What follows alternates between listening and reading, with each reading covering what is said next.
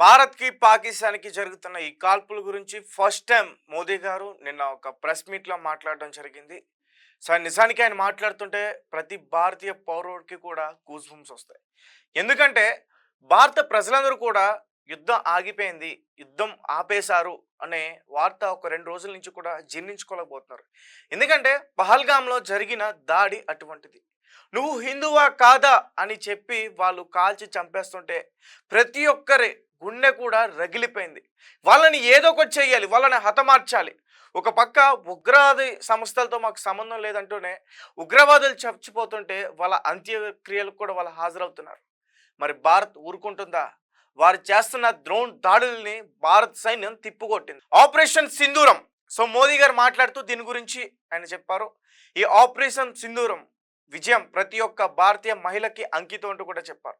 ఎందుకంటే అక్కడ పహల్గామ్లో ఆ ఉగ్రవాది ఆ మహిళ యొక్క భర్తను చంపేసి వెళ్ళి నీ మోదీకి చెప్పుకో అని చెప్పేసి అన్నారు. మరి మోదీ సాబ్ ఊరుకుంటారా? మోదీ సరైన సమాధానం ఇచ్చాడు. ఒకసారి క్లియర్గా దాని గురించి నేను ఎక్స్ప్లెయిన్ చేసే ప్రయత్నం చేస్తా. దాని తర్వాత యుద్ధం ఉంటుందా లేదా అనే దాని గురించి కూడా మనం డిస్కషన్ చేద్దాం. అసలు నిన్న మోదీ గారు తన ప్రసంగంలో ఏం మాట్లాడారు, ముఖ్యంగా పాకిస్తాన్కి ఎలాంటి సవాలు ఇచ్చారు, ఒకసారి దాని గురించి మాట్లాడదాం. పహల్గామ్లో జరిగిన ఉగ్రదాడి తర్వాత దేశ ప్రజల ఆకాంక్షలకు అనుగుణంగా కేంద్రం పాకిస్తాన్పై ఆపరేషన్ సింధూర్ని చేపట్టింది. ఇందులో ఉగ్రవాది శిబిరాలపైన, ఆ తర్వాత పాకిస్తాన్ సైనిక స్థావరాలు, ఎయిర్ బేస్లపైన మిసైళ్ల వర్షం కురిపించింది.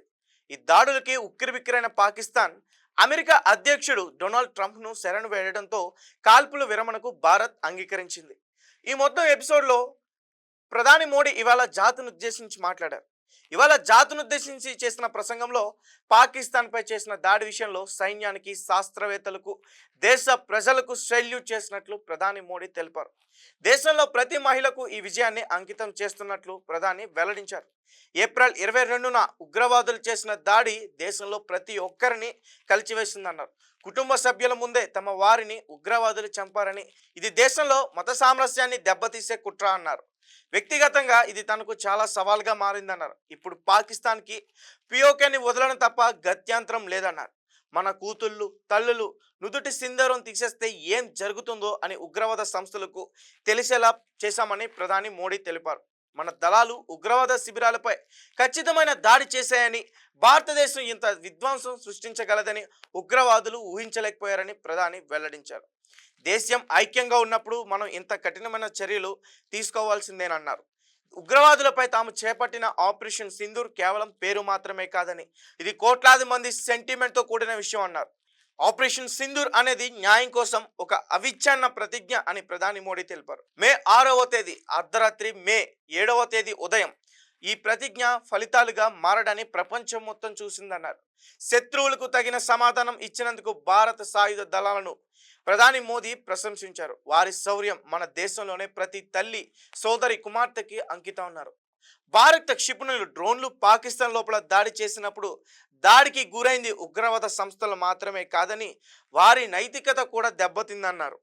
ఆపరేషన్ సింధూర్తో భారతదేశం 100 మందికి పైగా ఉగ్రవాదులను హతమార్చిందని ప్రధాని తెలిపారు. దీంతో పాకిస్తాన్ తీవ్ర షాక్లో ఉందన్నారు. తమ దాడితో పాకిస్తాన్ ఉలిక్కి పడిందని, భారతదేశంలో నిలబడడానికి బదులుగా ప్రతిదాడులు చేసిందన్నారు. పాకిస్తాన్ గురుద్వారాలు, పాఠశాలలు, పౌరుల ఇళ్లను, సైనిక స్థావరాలను లక్ష్యంగా చేసుకుందన్నారు. పాకిస్తాన్ తనను తాను పూర్తిగా భయపెట్టుకుందని తెలిపారు.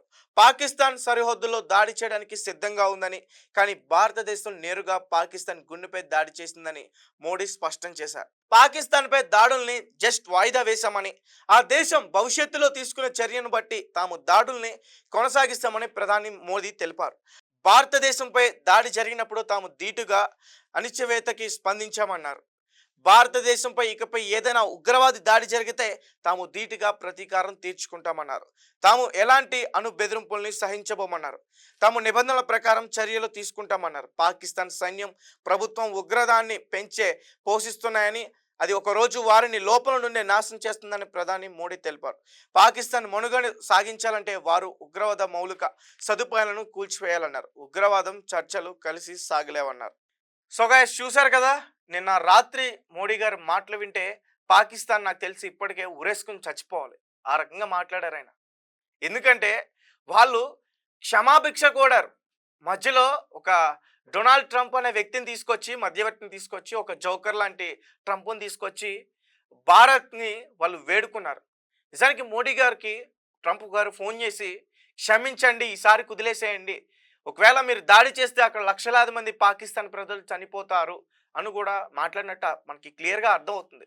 అంటే వాళ్ళు అది చెప్పకపోయినా, మీడియా ముందుకొచ్చి వాళ్ళు మాట్లాడకపోయినా జరిగింది ఖచ్చితంగా అదే అయి ఉంటుంది. ఆయనే చెప్తున్నారుగా ట్రంప్ గారు. ఆయన ఏమంటున్నారంటే, ఒకవేళ భారత్ యుద్ధం చేస్తే గనక అక్కడ లక్షలాది మంది ప్రజలు చనిపోతారు. ఇక్కడ భారత్‌లో కూడా లక్షలాది మంది ప్రజలు చనిపోతారని చెప్తున్నారు. కానీ ఈ చనిపోతారు, యుద్ధం చేసుకుంటే దాని గురించి మాట్లాడుతున్నారు గానీ, మరి పహల్గామ్ అటాక్ గురించి ఆయనకి తెలుసా? పహల్గామ్‌లో ఏ రకంగా పాకిస్తానీ ఉగ్రవాదులు అటాక్ చేశారో బహుశా ఆయనకి తెలీదనుకుంటా. అందుకే ఇప్పుడు ఆయన జోకర్‌లా మారిపోయారు అందరికీ కూడా. రైట్. ఏదేమైనప్పటికీ ఒక మధ్యవర్తిగా ఉండి ఇరు దేశాల కాల్పులు విరామణకు ఆయన ఉండి ఇద్దరికి కూడా కవ్వింపు చర్యలకు పాల్పడదని చెప్పారు. ఓకే. మరి భారత్ పాటించింది. మరి పాకిస్తాన్ పాటించాలి కదా! అయినా సరే కొన్ని గంటల్లోనే మళ్ళీ కాల్పులు జరిపింది. కొంతమంది జవాన్లు మరణించారు. మరి దీనికి సమాధానం చెప్పి తీరాలిగా. మరి మనం వెనక్కి తగ్గుతామా? తగ్గం కదా! సో మోదీ గారు ఏం చెప్తున్నారంటే, భారత్ పాకిస్తాన్ పైన కాల్పులు మాత్రమే విరమించింది. ఉగ్రవాది సంస్థల పైన కాదు. ఉగ్రవాది సంస్థల్ని ఖచ్చితంగా భారత సైన్యం వేరైపోతుంది. ఆ పురుగుల్ని, ఆ కుక్కల్ని బయటకు లాక్కొచ్చి ఖచ్చితంగా చంపేస్తుంది. భారత్ ప్రజలారా, మీరెవరు కూడా అంటే యుద్ధం ఆగిపోయిందని చెప్పేసి 2-3 రోజుల నుంచి కూడా చాలా ఇబ్బంది పడ్డారు. నేను చూసా యుద్ధం ఎందుకు ఆపేశారు అసలు? యుద్ధం కావాలి, పాకిస్తాన్‌కి సరైన బుద్ధి చెప్పాలి అంటూ కూడా ప్రతి ఒక్క భారతీయ పౌరుడు మాట్లాడారు. సో యుద్ధం ఆగలేదు. జస్ట్ బ్రేక్ ఇచ్చాం అంతే. వాళ్ళకి సినిమా ముందు ట్రైలర్, టీజర్ ఎట్లా ఉంటాయో అది చూపించాం. నిన్న మనోళ్ళు వేసిన బ్రహ్మోస్ మిసైల్స్ అక్కడ పాకిస్తాన్‌లో కొన్ని ఎయిర్ బేస్‌లని ధ్వంసం చేశాయి. వాళ్ళకి నిన్నే ఒక భారత్ దెబ్బ, భారత్ రుచి ఎలా ఉంటుందో తెలుసు. ఇంతకుముందు చాలా సార్లు తిన్నారు. 2001 కావచ్చు, 2008 కావచ్చు, తర్వాత 2016 కావచ్చు, 2019 కావచ్చు. వీళ్ళు ఎప్పుడైతే దాడులు చేశారో దానికి ప్రతి దాడి భారత్ సరైన సమాధానం ఇచ్చింది. ఈరోజు 26 మంది భారతీయ పౌరులను వాళ్ళు పొట్టన పెట్టుకున్నారు. మన సైనికులు లెక్క చెప్పట్లేదు కానీ దగ్గరగా 200 మంది పైగానే ఉగ్రవాదులు చనిపోయారని చెప్తున్నారు. ఎందుకంటే మనం దాడి చేసింది ఉగ్రవాద శిబిరాలపైన, ఉగ్రవాది స్థావరాలపైన. అక్కడ ట్రైనింగ్ తీసుకుంటారు వాళ్ళు. సో అలాంటి ప్లేసెస్‌లో దాదాపు 100ల పైగానే అక్కడ వాళ్ళు ఉంటారు. సో వాళ్ళ ఫ్యామిలీస్ చనిపోయాయని చెప్పేసి బాధపడుతున్నారని మాట్లాడుతున్నారు. మరి మా భారతీయ పౌరులు వాళ్ళ అసలు సంబంధమే లేదు. ఇప్పుడు మీ పాకిస్తాన్‌లోకి చొరబడి మీ పాఠశాలల్లో, మీ కాలేజీల్లో మీ స్టూడెంట్స్‌ని ఏమన్నా మేము బాంబ్ బ్లాస్టులు చేసి చంపేసామా? ఏం చేయలేదు. అట్లాంటిదేం జరగలేదు కదా! కానీ మీరు ఢిల్లీలో ఉన్న కాలేజెస్‌ని, ఎయిర్‌పోర్ట్‌లని టార్గెట్ చేసి మీరు బ్లాస్ట్ చేయాలని ప్లాన్ చేస్తున్నారు.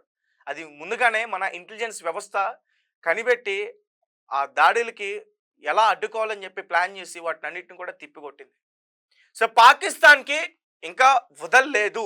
క్లియర్‌గా మోదీ గారు నేను చెప్పిందైతే అదే. పాకిస్తాన్‌కి, భారత్‌కి యుద్ధం ఆగిపోలేదు. పాకిస్తాన్ కవ్వింపు చర్యలకు పాల్పడితే మాత్రం ఈసారి ఆపరేషన్ సింధూర్ వెర్షన్ వేరేలా ఉంటుంది. ఈసారి సగం సినిమా చూపించడానికి భారత సైన్యం సిద్ధంగా ఉంది. జై హింద్, జై భారత్.